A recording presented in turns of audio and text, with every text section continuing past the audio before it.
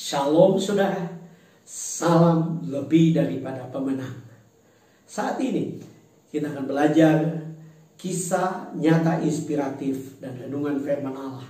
Namun sebelumnya mari kita tunduk kepala dan kita berdoa. Bapa Surgawi, kami bersyukur karena Engkau memberikan kepada kami kesempatan untuk belajar dari kehidupan orang-orang yang beriman pada abad-abad yang lalu dan menjadi inspirasi bagi banyak orang. Kami ingin merenungkan sebagian dari firman-Mu. Tuhan, urapi hamba-Mu, urapi setiap telinga yang mendengarkan firman-Mu. Dalam nama Yesus kami berdoa dan mengucap syukur. Haleluya. Amin.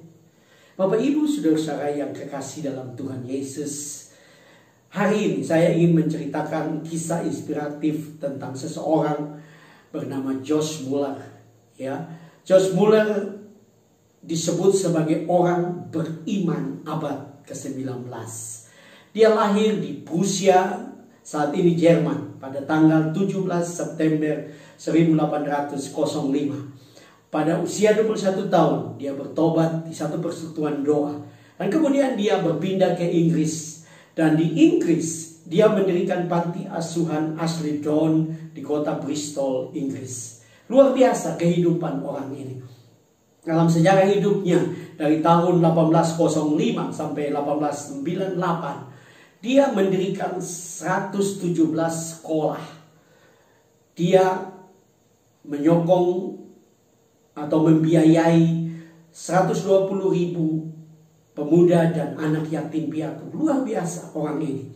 Bahkan dalam sejarah hidupnya, dia juga menyokong 189 pekabar Injil. Dia membagikan 4 juta traktat dan dia membagikan ribuan Alkitab. Nah, kisah yang luar biasa daripada Josh Muller adalah dia seorang yang sangat beriman kepada firman Allah. Bahkan dia menjalankan panti asuhannya. Dia tidak ada sponsor satupun. Dia percaya pemeliharaan Tuhan. Dan dia membangun kepercayaan akan pemeliharaan Tuhan itu dari firman Allah. Dia percaya apa yang ditulis oleh firman Allah itu pasti digenapi. Apa yang ditulis oleh firman Allah secara letterlek itu dapat terjadi dalam kehidupannya. Nah, ada satu kejadian yang luar biasa, di mana satu malam para pengurus panti asuhan datang kepada dia dan berkata bahwa panti asuhan telah kehabisan makanan, tidak ada makanan. Dan Josh Muller jujur kepada mereka bahwa dia juga tidak memiliki uang sepeser pun. Kemudian dia menyuruh mereka untuk mengumpulkan semua pengurus panti asuhan dengan anak-anak yatim piatu yang ditampung.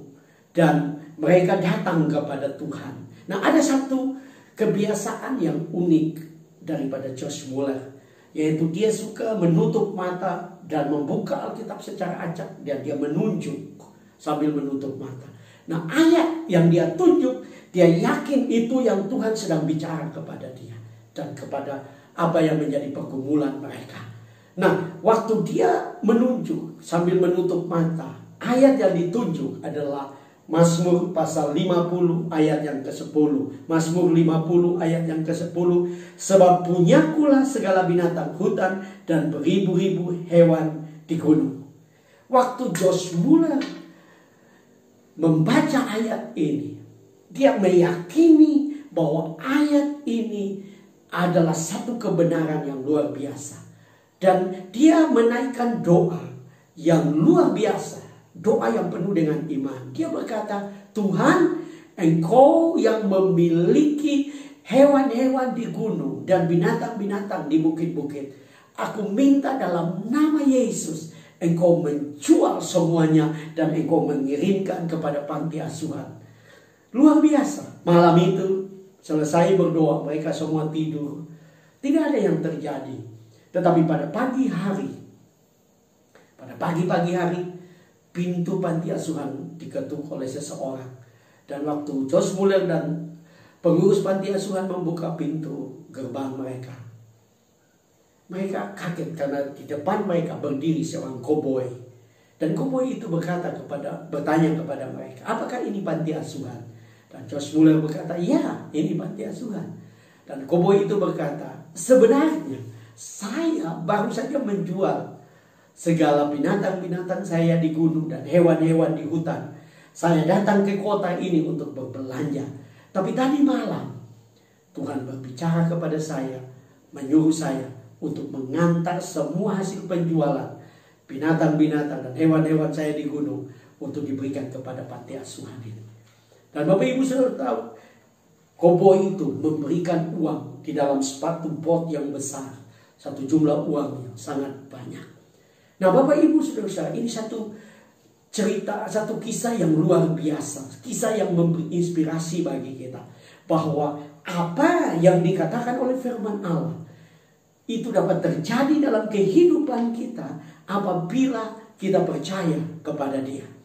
Nah Yesus sendiri dalam Injil Matius pasalnya yang keempat, Injil Matius pasalnya yang keempat, ayat yang keempat, Yesus mengatakan, tetapi Yesus menjawab, ada tertulis, manusia hidup bukan dari roti saja, tetapi dari setiap firman yang keluar dari mulut Allah. Saya percaya firman Tuhan ini adalah sesuatu yang penting dalam kehidupan kita. Dalam menghadapi hidup ini ada banyak yang sedang mengalami kesulitan oleh COVID-19.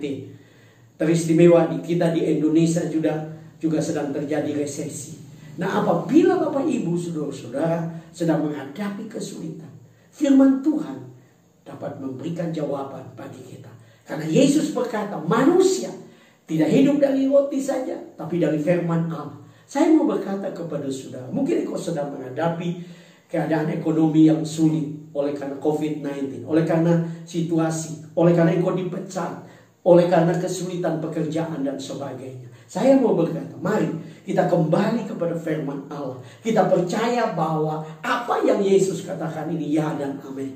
Kita manusia tidak hidup dari roti saja, tapi dari firman Allah. Bangun hidupmu dari firman Allah. Karena saya percaya apa yang menjadi janji Tuhan itu ya dan amin.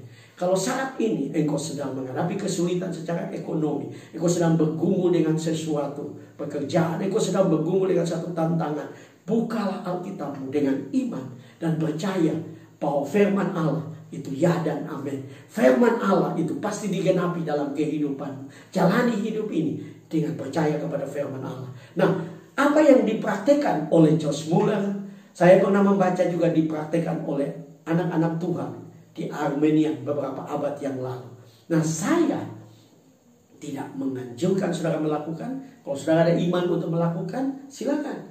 Tapi juga saya tidak melarang saudara untuk melakukan. Karena saudara dapat punya pengalaman iman yang spesial dengan Tuhan kalau engkau sungguh-sungguh percaya kepada firman Allah.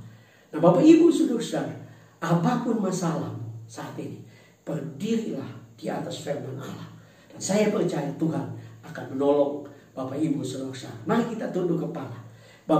Bapak surgawi, kami percaya bahwa dalam hidup kami ada begitu banyak tantangan saat-saat ini. Tapi kami percaya firman-Mu adalah jawaban.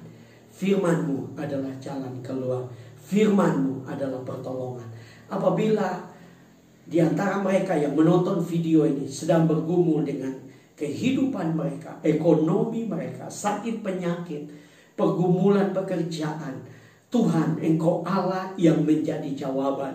Berbicaralah kepada anak-anak-Mu lewat kebenaran firman. Kami percaya waktu kami beriman kepada firman-Mu, kami percaya kami mengalami mujizat Tuhan. Dan dalam nama Yesus kami berdoa dan mengucap syukur. Haleluya. Amin. Bapak Ibu saudara, apabila engkau diberkati dengan kisah inspiratif ini, jangan lupa saudara dapat memberikan like, saudara memberikan subscribe, share, dan komen, dan saudara membagikan video ini biar dapat memberkati banyak orang. Salam, Tuhan memberkati saudara.